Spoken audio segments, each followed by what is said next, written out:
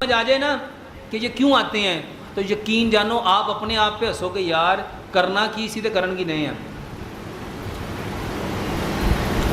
ہمیں ذہنی طور پہ ہم نے کچھ دیکھا، کچھ محسوس کیا، ہمارے اندر اریکٹیشن آئی، شہوت آئی. تو جب شہوت آتی ہے تو ہمارے ٹیسٹیکلز میں سے، ٹیسٹیز میں سے کچھ سپرمز، کچھ منی باہر آ جاتی ہے. اب وہ وزنی ہوتی ہے اور وہ جس نالی میں رہتی ہے واس ڈیفرنس میں، اس میں آ کے رک جاتی ہے. ہم جب پیشاب کرتے ہیں تو ہماری پوزیشن اس طرح ہوتی ہے 35 کے اینگل میں، یعنی ہم پاؤں کو ایسے اپنے پیٹ کے ساتھ لگا کے بیٹھے ہوتے ہیں، ایسے بیٹھتے ہیں نا واش روم میں. تو جب ہم اس پہ پریشر کرتے ہیں تو نیچے سے زمین میں جو فورس آف گریوٹی ہے وہ ہر چیز کو نیچے کو کھینچ رہی ہوتی ہے. تو وہ اب جو ڈراپ ہوتے ہیں وہ تھوڑے سے آگے آ جاتے ہیں.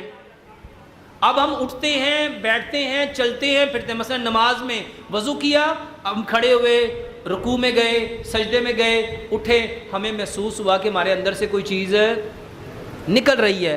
میرے بھائیوں یہ وہی ڈراپ تھے جو ہمارے ہی تھے، اور جس کو ایک مہینے میں ہم کتنی بار نکال سکتے تھے؟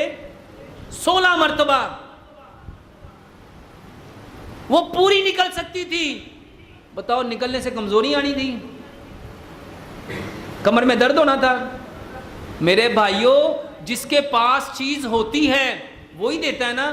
تے جندے بیچارے کو ہے ہی نہیں، اور بیماری تے انہوں سی جندے کو ہے نہیں.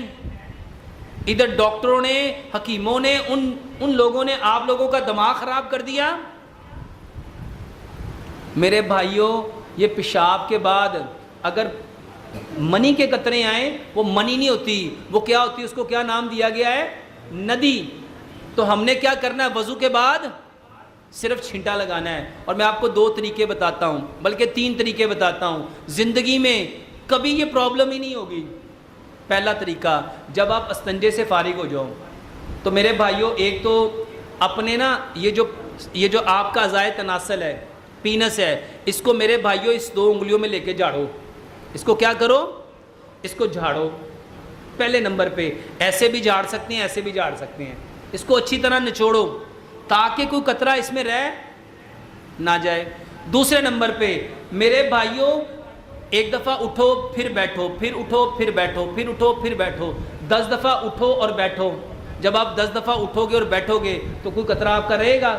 اس کے بعد ایک دفعہ پھر دوبارہ سے یورین پاس کرو، میرے بھائیوں وہ نکل جائے گی. اچھا ایسے بھی نہیں نکلا تو میرے بھائیوں آپ اپنے پیر کو یوں پورا اوپر اٹھاؤ. ایک دفعہ تھوڑی سی سیٹنگ چینج کرو.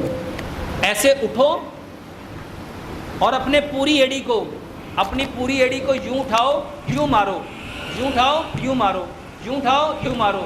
اس کو 10 بار ایسے مارو. جب ہم اس کو یوں 10 بار ماریں گے، یوں یہ جھٹکا دیں گے، بتاؤ یہاں پہ کوئی چیز باقی بچے گی؟ میرے بھائیوں یہ ساری کی ساری جو آپ مصیبت سمجھتے ہو اپنے لیے، اور ہر نوجوان اللہ کی قسم اس کے لیے دوائیاں کھا کھا کے اپنا بیڑا غرق کر دیتا ہے.